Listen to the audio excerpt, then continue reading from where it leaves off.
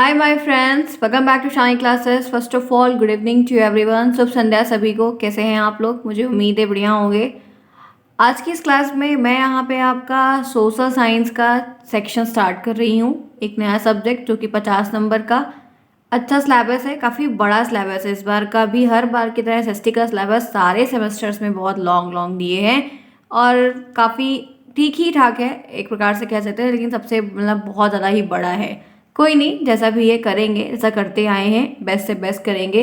Important जो topics हैं उन पर ज़्यादा ध्यान देंगे, हर चीज़ को समझेंगे। आज की जो शुरुआत हो रही है, ये आपका पहला चैप्टर है जो कि है भारत में मुगल साम्राज्य।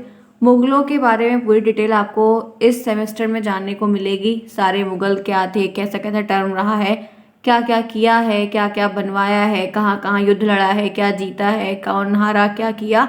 तो ये सारी डिटेल जो मुगलों की थी, मुगल साम्राज्य जो था, उनके बारे में आपको इस सेमेस्टर में फुल डिटेल मिलेगी। तो चलिए फिर आज की इस क्लास को स्टार्ट करते हैं। मुझे उम्मीद है कि आप सबको ये क्लास पसंद आएगी, आपको कुछ समझ में आएगा। जिस पर्पज़ से क्लास बनाई जा रही वो टारगेट अचीव होगा, बातें समझाई जाएंगी, शुरुआत की जाएगी एक नया चैप्टर नए तरीके से और नया कॉन्सेप्ट भी रहेगा, बिकॉज ये नया है। हर सेमेस्टर में हमको कुछ ना कुछ नया मिल रहा है। सिलेबस का जो नाम है एसएसटी वो वही चलता आ रहा है, बट टॉपिक्स जो है वो हमारे सडनली चेंज हो रहे हैं हर सेमेस्टर में। तो इस सेमेस्टर में भी हमको इससे रिलेटेड यहाँ से शुरू हो रहा है, हर बार की तरह हमको नया नया जानने को मिलेगा। आप जुड़े हैं शानी क्लास साथ। हम यहाँ पर डेली 8 PM पर क्लास कर रहे हैं। डीलेट थर्ड सेमेस्टर 2021 बैच जो बच्चे थे उनकी क्लासेस चल रही है। 2023 चल रहा है। जनवरी में मैंने आपकी क्लास को स्टार्ट किया है, 2-3 क्लासेस मैंने अभी तक दी हैं। अब आपकी जो टाइमिंग है क्लास की वो तो 8 बजे ही रहेगी। अभी फिलहाल के लिए यही क्लास हो रही है। आप सभी टाइम पर आइए, पंक्चुअल होइए, देखिए, समझिए। कोई दिक्कत होती है तो पूछिए और लाइक शेयर सब्सक्राइब बिल्कुल नहीं भूलिएगा। वीडियो को पूरा देखा करिए, लास्ट में अपना फीडबैक भी दीजिए। कोई बात होती है तो कमेंट बॉक्स में पूछिए। चलिए फिर शुरुआत करते हैं। सबसे पहला जो टॉपिक है जो आपको मुझे बताना है वो यहाँ पर ये है कि जैसे पहला एक हेडिंग मैंने लिया, मुगल कौन थे।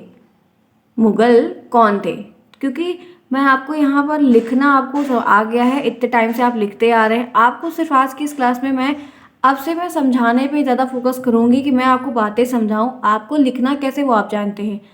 तो अगर मैं जैसे भारत में, इस चैप्टर का नाम है भारत में मुगल साम्राज्य की स्थापना, तो पहले आप ये जानो, जैसे भारत में हम रह रहे हैं तो हम जानते हैं भारत के बारे में, लेकिन वो जो टाइम पीरियड है जब ये मुगल लोगों का काल रहा है, मुगलों का काल कहा गया है, वो आखिर मुगल थे कौन जो इतना फेमस हुए।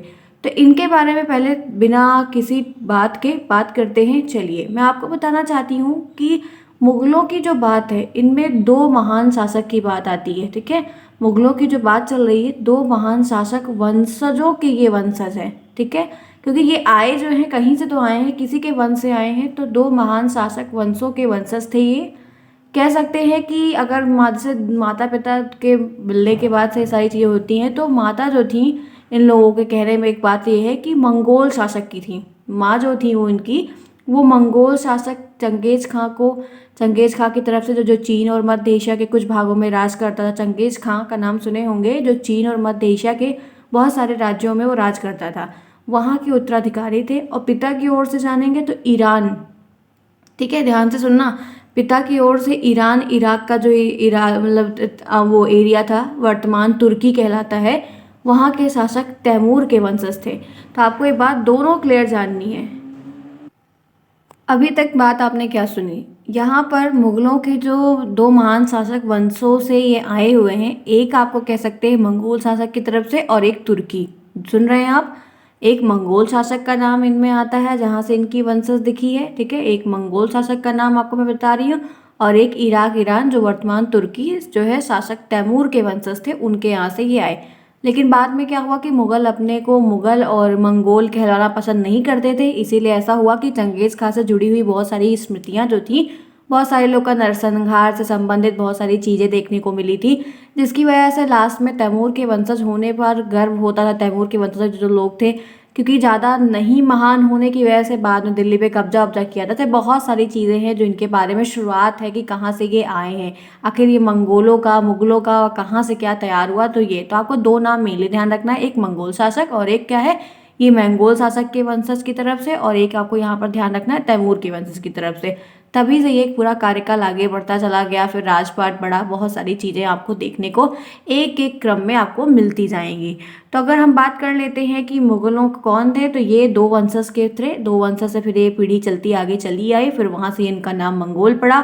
मुगल मुगल मंगोल कहलाना ज़्यादा अच्छा नहीं लगता था, तो ये मुगल के नाम से ज़्यादा फेमस हुए और वहीं से इनका सारा कार्यक्रम जो है वो चलना शुरू हो गया। इतनी एक इंट्रोडक्शन जो छोटी सी मैंने आपको दी। दो दो वंशज का नाम ध्यान रखिएगा, वो दोनों बहुत मतलब जानते रहिए कि कहाँ से उदय हो रहा है, कहाँ से क्या है। ठीक है, अब हम एक एक जो सम्राट है जहाँ से मुगलों की शुरुआत हुई है और जो आपके सिलेबस में दिया गया उस पर मेन मुद्दे पे आएंगे।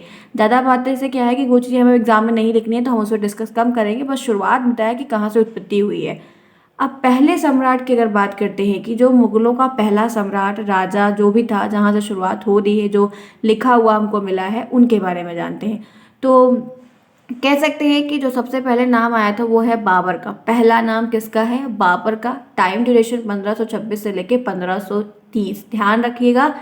बाबर सबसे पहला है, बाबर से पहले कोई नहीं, बहुत ही क्लियर तरीके से। और बाबर का जो टाइम ड्यूरेशन एक कालक्रम है 1526 से लेके 1530, ये बिल्कुल नहीं भूलेगा क्योंकि बाबर का नाम बहुविकल्पी में पूछेगा और बहुविकल्पी के साथ ये तारीख भी आपको पूछ सकता है। तो जैसे हमने पहले पैराग्राफ की शुरुआत की उसमें हमको दो प्रश्न तो मिल गए एक एक नंबर के, यही नोटिस कर लीजिएगा कि एक बाबर का नाम बहुविकल्पी पूछ सकता है और एक आपको ये। अब आगे बढ़ते ही इनके बारे में पूरी जानते हैं। अगर प्रश्न बनता है कि प्रथम मुगल शासक कौन था तो आप वहाँ पर मुझे बताएंगे कि मैम बाबर था। क्या कालक्रम था तो आप कहेंगे मैम 1526 से लेके 1530 तक था। क्लियर? इतनी बातें, जो एक टॉपिक उस पर दो प्रश्न। अब आगे बढ़ते हैं, आराम से देखेंगे एक एक चीज़ को। सबसे पहला पॉइंट है कि बाबर का जन्म 1483 में फरगना फरगना फरगाना अफगानिस्तान में, अफगानिस्तान का कोई गांव है, जिला है, जो भी रहा होगा, वहाँ पर इनका जो है क्या हुआ था? जन्म हुआ था। राज्य है ये फरगना फरगाना। जो ये घना, ये जो गाना यहाँ पर दिख रहा है ना, कहीं कहीं ये घना ऐसे घाना भी दिखेगा, घा से घर वाला भी दिखेगा। ठीक है, तो ये प्रथम मुगल शासक बाबर 1526 से लेकर 1530 में इनका जो जन्म है ये 1483 अप्रॉक्स डेट भी देखने को मिलती है। ये वाली डेट आप ज़्यादा ध्यान रखिएगा। इनका जो है फरगना राज्य का ये उत्तराधिकारी, फिर वहाँ पर उनको उत्तराधिकार प्राप्त हुआ, फिर वहाँ पर ये रहे पले बढ़े। ठीक है, ये 12 वर्ष के थे तभी इनको उत्तराधिकारी बना दिया गया था। मंगोलों की अगर दूसरी शाखा की अगर हम बात करते हैं तो उज्बेगा के आक्रमण के कारण जो है इनकी पैतृक गद्दी इनको छोड़नी पड़ी थी। मतलब क्या मैं बता रही हूँ कि 12 साल के जब थे तब इनको राजा बना दिया गया था और फिर बाद में इनको जो है मंगोलों की एक दूसरी शाखा उज्बेगा थी, उनके साथ इनका आक्रमण हुआ था, जिसके बाद क्या हुआ कि इनके पिता की जो गद्दी पे बैठे थे उनको छोड़ना पड़ गया था। उसके बाद फिर क्या हुआ कि बहुत सालों तक ये भटकते रहे, बहुत साल तक भटके। 1504 वार के आसपास में जाकर काबुल पर इन्होंने फिर कब्जा किया और उसके बाद उन्होंने 1526 में दिल्ली में सुल्तान इब्राहिम लोदी को पानीपत के युद्ध में हराया था और दिल्ली और आगरा में जाकर फिर इन्होंने कब्जा कर लिया था। ये सारी चीज़ें मैंने भी पढ़ी थी टीलेट के टाइम पर भी और वैसे भी मैं पढ़ती रहती हूँ। तो यहाँ पर जितनी भी बातें मैंने अभी आपको बताई एक भी नहीं लिखी हुई है। तो इसका मतलब कुछ मुद्दे ऐसे हैं जिनसे प्रश्न काफ़ी ज़्यादा बनते हैं, तो उनको आपको ऐसे स्टोरी के रूप में याद करना होगा। अभी मैं पूरा पैराग्राफ पढ़ती हूँ, फिर मैं आपको एक बार पूरी बातें फिर से बता दूंगी। तो पहला पॉइंट यहाँ पर क्या है कि बाबर का जो जन्म है वो 1483। कहीं कहीं फ्रेंड्स आपको ये जो डेट है इसको आपको ये ध्यान रखना होगा कि ये डेट आपको अलग अलग भी दिख सकती है। ये वाली सेम है कि ये थोड़ी थोड़ी दिख सकती है क्योंकि लोग अप्रॉक्स लिख देते हैं। अफगानिस्तान में इनका हुआ था। ठीक है, ये नाम उनका, ये जिले का जो राज्य का नाम था वो ध्यान रखिएगा। बहुविकल्पी बन सकता है या लिखने को आ सकता है। दूसरे की बात करते हैं तो वह मुगल साम्राज्य के संस्थापक थे। मुगल साम्राज्य के संस्थापक कौन थे? बाबर थे, जिन्होंने भारत में बारूद की शुरुआत की थी। ये देखिए, एक बात ये भी देखने को मिलती है कि इन्होंने इंडिया में बारूद की शुरुआत की थी। आप जान सकते हैं, क्लियर है एकदम। आगे बढ़ते हैं, नेक्स्ट देखते हैं। पानीपत की पहली लड़ाई में, सबसे पहली लड़ाई इनकी जो थी बाबर की, पानीपत की पहली लड़ाई में बाबर ने इब्राहिम लोदी को हराया था और 1526 का ये टाइम चल रहा था। खानवा के युद्ध में राणा सांगा, खानवा का भी इनके साथ खानवा का भी युद्ध हुआ था बाबर का ही, और राणा सांगा के जैसे संग्राम सिंह के नाम से जाना जाता था को 1527 में इन्होंने खानवा के युद्ध में राणा सांगा को हराया था और 15 पानीपत की लड़ाई में इब्राहिम लोदी थे। तो प्रश्न आपको बनता है कि पानीपत की लड़ाई कब हुई थी? तो 1526 में हुई थी। पानीपत की लड़ाई किसके बीच हुई थी? तो बाबर और इब्राहिम लोदी के बीच हुई थी। ये जितने भी पॉइंट मैंने हैं इस बार मैंने ऐसे ही चीज़ों को चुन के लिया है जिससे प्रश्न ही प्रश्न बनेंगे और वो कॉन्सेप्ट आपका तैयार हो। तो मैंने क्या बताया कि पानीपत की लड़ाई किसके बीच हुई थी, ये प्रश्न बनेगा। तो बाबर और इब्राहिम लोदी कब हुई थी? 1526। तो इसको बिल्कुल नहीं भूलना है। आप देख रहे हो इसी तरीके से सेम आपसे प्रश्न बनेगा कि खानवा का युद्ध किसके बीच हुआ था, तो बाबर और राणा सांगा के बीच हुआ था, जो कि 1527 में हुआ था। तो ये आपको बहुविकल्पी में या तो 1 नंबर वाले प्रश्न में लिखने को आ जाएगा। ठीक है, यहाँ तक क्लियर। आगे बढ़िए। चंदेरी की लड़ाई हुई थी, चंदेरी की मेदिनी राय को हराया था। ठीक है, चंदेरी में भी इनकी लड़ाई हुई थी, चंदेरी के मेदिनी राय वहाँ के राजा थे, उनको इन्होंने 1528 में हराया था। आगे बढ़ते हैं तो घाघर का युद्ध हुआ था, घाघरा का युद्ध हुआ था जिसमें महमूद लोदी को हराया था। बाबर के द्वारा लड़ी गई ये अंतिम लड़ाई थी। तो बाबर ने लास्ट लड़ाई कौन सी लड़ी थी, तो घाघरा का युद्ध लड़ा था। और किसको हराया था, महमूद लोदी को हराया था 1529 में। तो आप देख रहे हैं कि बाबर ने लगातार लड़ाई की, और लड़ाई करने के बाद ऐसा बंदा ये था कि पानीपत के युद्ध में भी जीता, खानवा के युद्ध में भी जीता, चंदेरी के युद्ध में भी जीता और घाघरा के युद्ध में भी जीता। पानीपत में इब्राहिम लोदी को हराया, खानवा में राणा सांगा को हराया, और चंदेरी में जो है मेदिनी राय को हराया, और घाघर में जो है घाघरा में महमूद लोदी को हराया। तो ये चारों राजाओं पे हराया, वहाँ पे कब्जा किया, राजपाट को लूटा, मिलाया, अपना काफ़ी विशाल साम्राज्य मतलब खड़ा किया। ठीक है, आगे है उन्होंने फिर तुजुक ए बाबरी, बाबर की आत्मकथा की एक बुक है, उसका नाम है तुजुक ए बाबरी। ये ध्यान रखना कि कभी कभी ये आत्मकथा की बुक का नाम बहुविकल्पी में टिक करने को मिल सकता है, अगर नहीं मिलेगा तो ये पेट में या डीएलएड में, टेट में भी एक बार ये शायद पूछा गया है। तो ध्यान रखिएगा कि टेट में भी सोशल साइंस आता है, इन्वायरमेंट के सेक्शन में सोशल साइंस भी आता है टेट में 30 नंबर का, ये बस सोचिएगा कि उसमें नहीं आता है। तो ये चारों सेमेस्टर जितने अच्छे से आप डीएलएड के चारों सेमेस्टर जितने अच्छे से आप करेंगे उतना टेट में आपको हेल्प होगी, इतना जान लीजिएगा। तो यहाँ पर तुजुक ए बाबरी, बाबर की एक आत्मकथा है जो तुर्की भाषा में रिटर्न है। तो आपको कभी कभी प्रश्न बनता है कि बाबर की आत्मकथा किस भाषा में लिखी गई है, तो वो तुर्की भाषा में इस्तेमाल की गई है। तो ये उसकी आत्मकथा की पूरी डिटेल है, क्या किया है उसके बारे में पूरी डिटेल वहाँ पर बताई गई है। बाबर ने जिहाद की घोषणा की और गाजी खानवा युद्ध के बाद पदवी प्राप्त की थी। बाबर ने जिहाद की घोषणा की थी और गाजी में खानवा के युद्ध के बाद उसको फिर पदवी भी प्राप्त हुई। चलिए फ्रेंड्स, जैसे ये एक जिहाद का शब्द है, बहुत सारे बच्चे सोच रहे होंगे ये क्या है, तो मैं आपको बता देती हूँ कि ये जिहाद, आपको ये जिहाद और जिहाद दोनों देखने को मिलेगा। ठीक है, दोनों एक ही जैसा, जैसे कि ये एक अरबी का शब्द है, जिहाद जिहाद ये एक अरबी का शब्द है जिसका मतलब होता है संघर्ष करना। ठीक है, क्या होता है, संघर्ष करना, ध्यान से जानते रहिएगा, संघर्ष करना। आगे बढ़ते इसी के साथ, तुजुक ए बाबरी के अनुसार बाबर की मृत्यु 1530 में लाहौर में हुई। आपसे एक बहुविकल्पी प्रश्न बनता है कि बाबर की मृत्यु कहाँ हुई, तब आप बताएंगे कि मैम लाहौर में हुई थी, और उसे आराम बाग आगरा में दफनाया। कहाँ पे, आगरा में दफनाया गया था, आराम बाग में। बाद में उनके जो पार्थिव शरीर था उसको अफगानिस्तान काबुल ले गया, मतलब काबुल जहाँ पे पैदा हुए थे, पैतृक जगह ले ही जाते हैं, तो वहाँ पर जो है लास्ट में उनको लिवा गए थे। तो इतनी बात मैंने अभी तक एक के बारे में, एक मुगल शासक जो स्थापना किया, जो सम्राट कहलाया, पहला शासक कहलाया, उसके बारे में पूरी डिटेल बताई। तो क्या कोई ऐसा है जिसको नहीं समझ में आया होगा, मुझे नहीं लगता है कि कोई बात यहाँ पर अभी तक कि किसी को नहीं समझ आई, बहुत सिंपल शब्दों में मैंने बताया।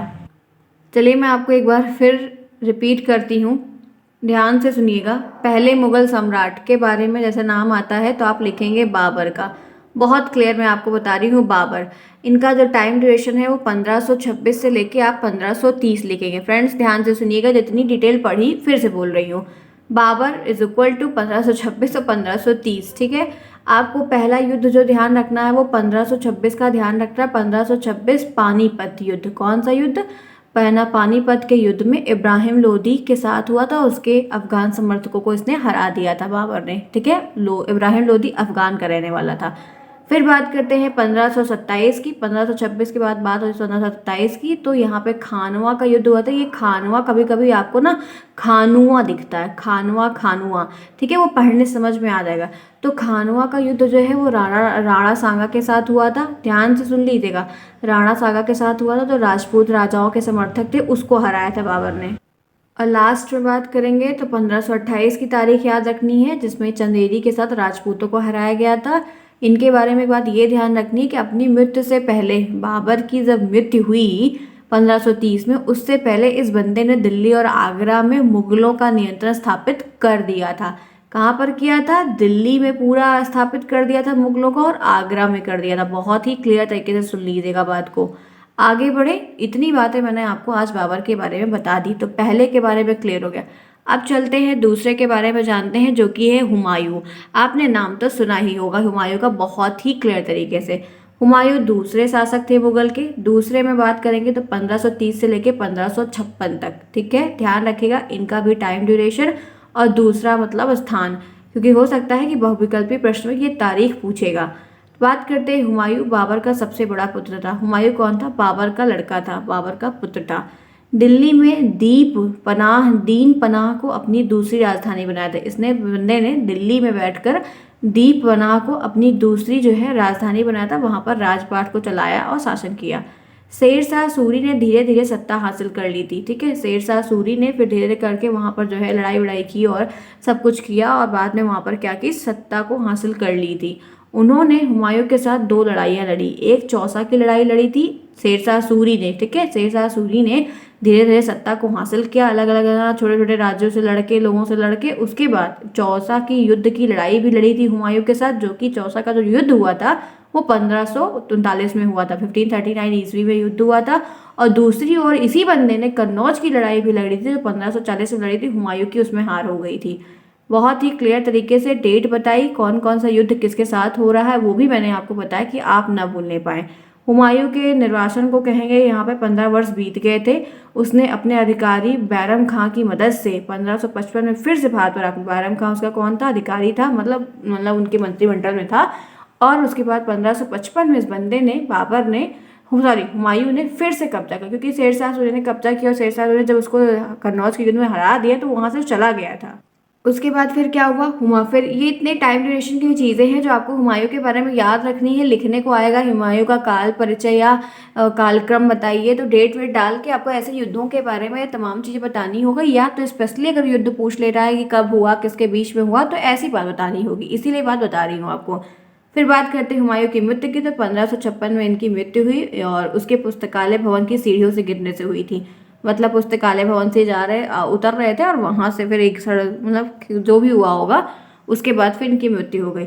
हुमायूं की सौतेली बहन गुलबदन बेगम ने हुमायूंनामा लिखा था। हुमायूंनामा कौन लिखा था? तो हुमायूं की सौतेली बहन थी गुलबदन बेगम, उन्होंने जो है हुमायूंनामा लिखा था। तो ये एक हुमायूं का परिचय है, जो बाबर के पहले पुत्र यानी कि बड़े पुत्र थे। इन्होंने गद्दी संभाली थी बाबर के बाद से। फिर शेरशाह सूरी से लड़ाई हुई। जितनी भी बातें मैंने आपको यहाँ तक बताई, तो कुछ बातें आपको क्लियर हुई। बहुत छोटा सा एक इंट्रोडक्शन इसलिए दूंगी क्योंकि इतने सारे लोगों का इंट्रोडक्शन है, आपको एग्जाम के लास्ट तक बातें याद रहे, इसीलिए पूरी बात मैं आपको बता रही हूँ। अब मैं आपको बता देती हूँ, फिर से सुनिए। हुमायूं ने अपने पिता की विरासत के मतलब वसीयत के अनुसार जायदाद का बंटवारा किया था। ठीक है, प्रत्येक भाई को, इनके कई सारे भाई थे, प्रत्येक भाई को एक एक प्रांत जो है वो दिया गया था। ठीक है, उसके जो और भी भाई थे उसमें एक नाम था मिर्जा कामरान। मैं बोल रही हूँ, ध्यान से सुनिएगा।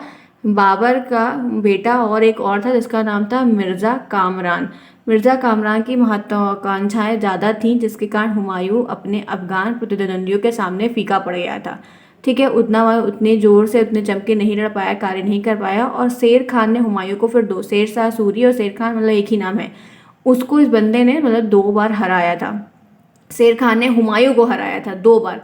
तो यहाँ पर ये ध्यान रखना है कि चौसा वाले युद्ध की जो लड़ाई हुई थी उसकी तारीख 1539 और 1540 जो कन्नौज वाली हुई थी। इसमें क्या हुआ था, इन पराजाओं ने मतलब ईरान को अपनी ओर से भगाने का पूरी तरीके से ईरान की ओर भगाने पूरा बाध्य कर दिया था भागने के लिए। फिर हटना ही पड़ा। और ईरान में हुमायूं ने एक जो है सफ़ीवाद करके कोई था, साफिद विद करके कोई था, उनकी मदद ली थी। और मदद लेने के बाद फिर ये दिल्ली पर बाद में जाकर बहुत सारा कार्य किए, फिर दोबारा आए, जमकर लड़ाई की, बहुत कुछ किया। तो आपको एक स्टोरी के तौर पर मैंने दोनों की बाप बेटे की दोनों की स्टोरी मैंने बताई। आज की इस क्लास में इन्हीं दोनों के बारे में मैं चर्चा करूंगी, इन्हीं पे ही बातें आपको मैं बताना चाहूँगी कि आपको ध्यान क्या रखना है। आपने जैसे अभी आपको मैं बताऊं तो आप हुमायूं के बारे में पढ़ेंगे। हुमायूं के बाद मैं आपको इसमें अकबर के बारे में बताऊंगी। अकबर के बाद मैं इसमें इसी मतलब चैप्टर में आपको जहांगीर के बारे में बताऊंगी, शाहजहां के बारे में बताऊंगी, औरंगजेब के बारे में बताऊंगी। औरंगजेब के बाद भी और सारे हैं जिनका कोई खास नहीं कोई रोल रहा है, फिर खत्म ही हो गया एक प्रकार से, मुगल वंश का पतन हो गया। और भी राजा रहे हैं लेकिन उनका कोई विख्यात नहीं रहा, उनका कोई वैल्यू नहीं रही, इस टाइप के वो रहे थे, एकदम छीण टाइप के थे, कोई राज्यपाठ नहीं किए, कोई बड़ा नाम नहीं किए, कोई उपलब्धि नहीं हासिल हुई, इसलिए उनका जिक्र नहीं हुआ है। जिनका जिक्र हुआ है वो औरंगजेब तक है, तो मैं पूरा बताऊंगी लेकिन उसी तरीके से बताऊंगी जैसा कि मैंने ऊपर के स्टार्टिंग के बताया, ताकि आपको एग्जाम की टिल डेट तक सारी चीज़ें क्लियर तरीके से ध्यान रहे।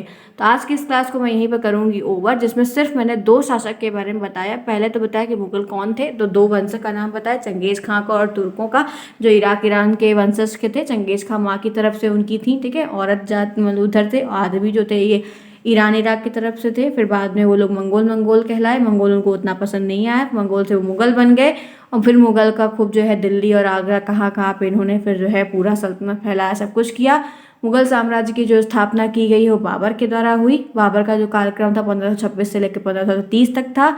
फिर मुगल बाबर ने पानीपत की लड़ाई लड़ी, पानीपत की लड़ाई इब्राहिम लोदी के साथ। फिर खानवा का युद्ध लड़ा, ठीक है, खानवा का युद्ध लड़ा, चंदेरी का युद्ध लड़ा। इतने 3-4 लड़ाई इस बंदे ने लड़ी, लड़ने के बाद सबको हराया। फिर दिल्ली और आगरा जाकर खूब कब्जा किया, राज्यपाट को चलाया, बढ़ाया, लड़ाई झगड़ा किया, सब कुछ फैलाया, सिखाया लोगों को। फिर बाद में जाकर उसकी जब मृत्यु हो गई तो अपने बेटे को बैठाया, तो बेटा उसका बैठा जो पैतृक को चल ही रहा था पीढ़ी दर पीढ़ी, हुमायूं बैठा। हुमायूं का जो कालक्रम था वो 1530 से लेकर 1556 तक था। फिर हुमायूं ने शेरशाह सूरी से लड़ाई उड़ाई हुई, ठीक है, हुमायूं ने भी लड़ाई की, काफ़ी ज़्यादा लड़ाई की, तो शेरशाह सूरी ने उसको जो है हरा दिया। चौसा और कन्नौज की लड़ाई में जब हरा दिया तो वो हट वहाँ से चला गया 15 साल तक लगभग। फिर बाद में जब उसकी सेना वगैरह खड़ी हुई तो जो है वो अपने अधिकारी की मदद से 1555 के आसपास में उसने फिर जो है मतलब राज्यपाट को दोबारा से लिया, कब्जा किया, फिर रहा। फिर शेरशाह से और भी लड़ाई हुई, शेरशाह को फिर बाद में हराया। लोग यही करते थे, एक बार वो इनको हराता था, एक बार वो इनको हराते थे, तो यही सारा कार्य इन लोग का रहा है। फिर बाद में से जो है हुमायूं की जो सीढ़ी से गिर रहा पुस्तकालय की सीढ़ी से आते हुए पैर वगैरह फिसला और उसकी मृत्यु हो गई। तो इतनी बात जो है आपको बाबर के बारे में और हिम्मत की जितनी बात मैंने पढ़ाई। और यहाँ पर मैं कुछ भी नहीं देख रही हूँ, लेकिन वो चीज़ें याद है। कैसे याद है कि स्टोरी के रूप में सुना, उसको 2-3 बार समझने का प्रयास किया और चीज़ें याद हो गई। तो मैंने आपको भी उसी तरीके से बताया ताकि आपको बाबर और हुमायूं के बारे में चीज़ें याद रहे। अगर आप एक बार कंठस्थ होकर इंटरेस्ट के साथ पढ़ेंगे कि ये चीज़ें उस समय हुई थी, मुगलों के बीच में भी लड़ाई हुई थी, बहुत कुछ हुआ था, तो वो चीज़ आपको इंटरेस्टिंग लगेगा, आप समझने का भी प्रयास करेंगे और आपको भी ऐसे ही याद है। इतना भी पॉइंट है जितना मैंने अभी आपको पढ़ाया और बताया, अगर इतना भी आपको एग्जाम के टिल डेट तक याद रहता है तो आप बहुत अच्छा पेपर करके आएंगे। डेट याद है, नाम याद है, युद्ध किसके बीच हुआ था वो याद है, लड़ाई, तो यही इतना जानना है आपको। और यही बाबर और हुमायूं के बारे में मैंने आज आपको यहाँ पर बता दिया। चलिए फ्रेंड्स, शुरुआत कर दी है आपकी ये सोशल साइंस की, जो कि 50 नंबर का पेपर है। काफ़ी बढ़िया होगा, समझाने का प्रयास तो अपनी तरफ से किया कि बताया हर चीज़। क्लास कैसी लगी फीडबैक ज़रूर दिएगा। मिलते हैं फिर नेक्स्ट में, कल मिलेंगे शाम को 8 बजे। तब तक के लिए take care, bye bye, see you soon friends.